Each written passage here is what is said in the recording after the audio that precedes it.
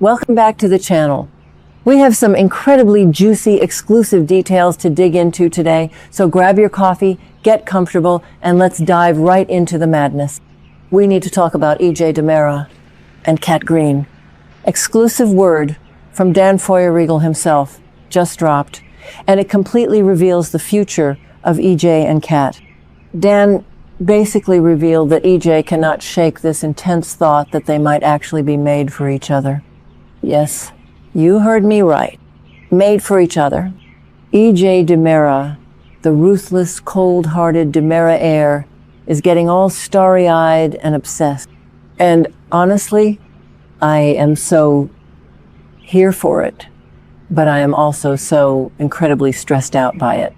Let's break down what Dan actually said. He pointed out that this whole storyline is deepening EJ's character in a way we haven't seen in a minute. EJ and Cat share this incredibly strange, dark past at that hospital in Italy. They were both recovering from severe, life-altering trauma. And while EJ was in his coma, Cat was the one reading Wuthering Heights to him. She was dedicated. She spent time trying to connect with him when he was basically a vegetable. And now that they are working together in Salem, that past connection is just pulling them together like magnets. Dan said, and I quote, EJ is very attracted to Cat because they both went through a very traumatic thing. And while he was recovering, she was very dedicated to spending time and trying her best to connect with him. So now, in the present day, there is something about that effort she put in back then that is just completely drawing him to her now. Dan literally said, EJ can't shake the thought that they might be meant for each other. There is a pull. Something is happening between them. But you guys, let's be real for a second. Let's just take a massive step back and look at the absolute train wreck heading straight for EJ DiMera's face. He has no idea. He is completely 100% oblivious to the fact that Cat Greene is an undercover ISA agent who is actively investigating his crime. She is literally building a trap for him. And he is over here thinking they are soulmates. It is so tragic and so hilarious at the same time. I mean, what were the writers thinking? They are giving us this epic, tragic romance built on a massive foundation of lies. Who actually believes this is going to end well? Nobody. Not a single person. But maybe I'm being too harsh, because you can actually see why EJ is falling for this. Look at his life right now. Look at the absolute chaos surrounding him over the last few weeks. It is a complete disaster zone. His resurrection drug failed. Lexi Carver died again. He is grieving and lashing out violently. Remember when he violently attacked Dr. Wilhelm Rolf? He took all his grief and all his rage and just unleashed it on the mad scientist. And then, as if that wasn't enough, his own son is turning against him. Paulina Price, who is an absolute queen, forced Johnny to confess all of EJ's dirty corporate secrets to Chanel. So now Johnny's marriage is on the rocks and he blames EJ. Plus, Holly Jonas finally figured out that EJ was the one who planted the drugs on her to cover up the DiMera Pharmaceuticals mess. She screamed right in his face. She ripped him to shreds. EJ has literally alienated every single person in his family. He has no one except Cat. Cat is his safe space. So, of course, he is obsessing over her. Of course, he thinks they are meant to be, because in his twisted, stressed out mind, she is the only pure thing left. She is the woman who read to him in the dark when he was broke. But the dramatic irony is just suffocating. The woman he thinks is his sanctuary is actually the one holding the match to burn his empire to the ground. And let's talk about Cat's side of this, because it is just as messy. Honestly, it might be messier. She came to Salem with a mission. take down EJ DiMera. She was playing him. She was lying to him. She even told Ray Fernandez that she had it all under control. But then she went and did those hypnosis sessions with Marlena Evans. And that is where everything just went completely off the rails. Remember when Marlena was hypnotizing Cat? That scene was so intense. Deidre Hall always delivers. Cat was sitting there, and suddenly the walls just came down. She remembered the sterile smell of the clinic. She remembered EJ lying there, completely helpless. And that is such a wild contrast to the EJ we know now. The EJ now is wearing custom suits and barking orders and threatening people. But the EJ and Cat's memories, he was fragile. He was broken. And she was the one holding him together. She read Wuthering Heights to him, which, by the way, is the most perfectly dramatic, toxic romance novel they could have possibly chosen for these two. It's so fitting.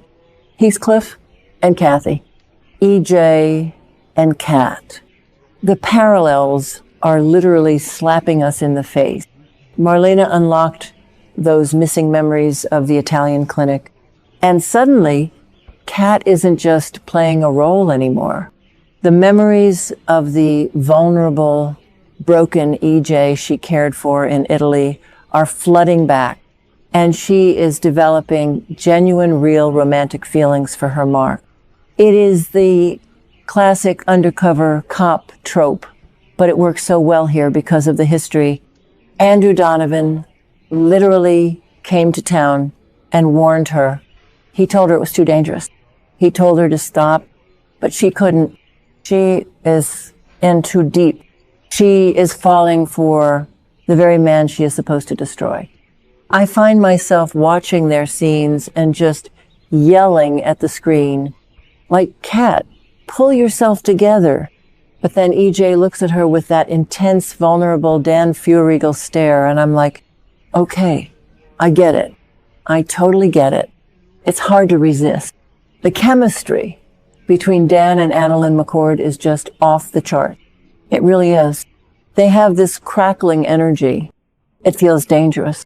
It feels like a powder keg waiting to explode. And you just know the explosion is going to be epic. Think about it. EJ DiMera does not handle betrayal well. He is his father's son. He is Stefano's heir.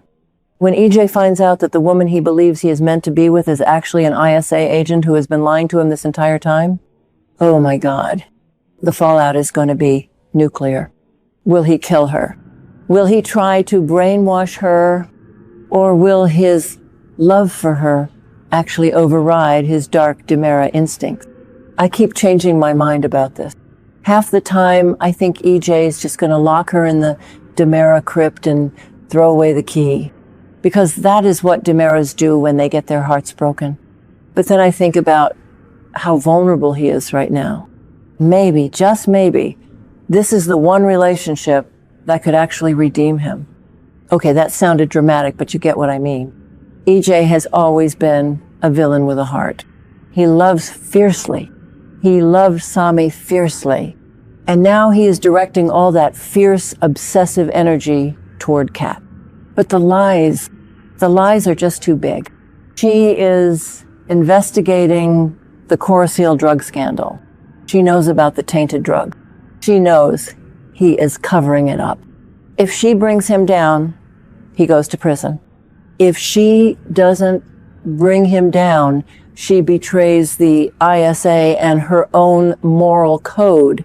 There is literally no way out of this corner they have painted themselves into. And I love it. I honestly love it. It is peak soap opera. Let's zoom out and look at the bigger pattern here.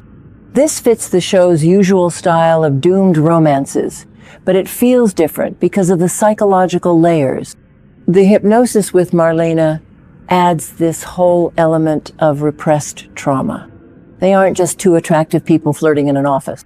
They are two traumatized people who bonded in the darkest moments of their lives, forgot about it, and are now remembering it while standing on opposite sides of the law. It is brilliant, but I am also so tired of EJ getting played. I know he is the bad guy. I know he deserves it. He planted drugs on a teenager, for crying out loud. What he did to Holly Jonas is unforgivable. But when he talks about Cat, when Dan Feuerriegel plays that soft, yearning side of EJ, you almost forget all the terrible things he has done. Almost. And Cat is struggling so much right now. She is lying to him to protect her ISA cover. She is feeding him false memories to keep him off the scent. But every time they kiss, you can see the conflict in her eyes. She knows she is playing with fire. She knows she is going to get burned. So what happens next? EJ is going to keep pushing. He is going to keep pursuing her because he truly believes they are fate. He is going to ignore all the warning signs. He is going to ignore the fact that Chad and Belle are sniffing around the chessboard mystery. He is going to ignore Johnny's betrayal. He is going to focus all his obsessive energy on Cat. And Cat is going to have to make a choice. The ISA, or EJ, justice, or love. It is going to be so messy. So messy. And I cannot wait to watch every single second of it. I mean, the writers have really outdone themselves with this setup. We have been waiting for EJ to get a really meaty romantic storyline that isn't just rehashing old drama. And this is it. This is the one. But seriously, how long can Cat keep up the act? EJ is smart. He is paranoid. He has Rita Leslie and Mark Green and all these people around him. Eventually, he is going to notice that Kat's story doesn't add up. Eventually, he is going to find out she is Isa. And when he does, I just hope Salem University Hospital has some extra beds available because the collateral damage is going to be massive. I am just typing this all out and realizing how incredibly stressed this fictional couple makes me. But that is the sign of a good story, right? You care. You get invested. You yell at the characters like they can actually hear you. So, yeah, Dan Feuerriegel's exclusive hints are exactly what we needed to confirm what we were all already suspecting. EJ is obsessed. He is all in. He thinks Cat is his destiny. And Cat is just sitting there holding a ticking time bomb. I guess we will just have to tune in next week to see if it explodes in his face or if she manages to diffuse it with another passionate kiss. Knowing this show, it will probably be a little bit of both.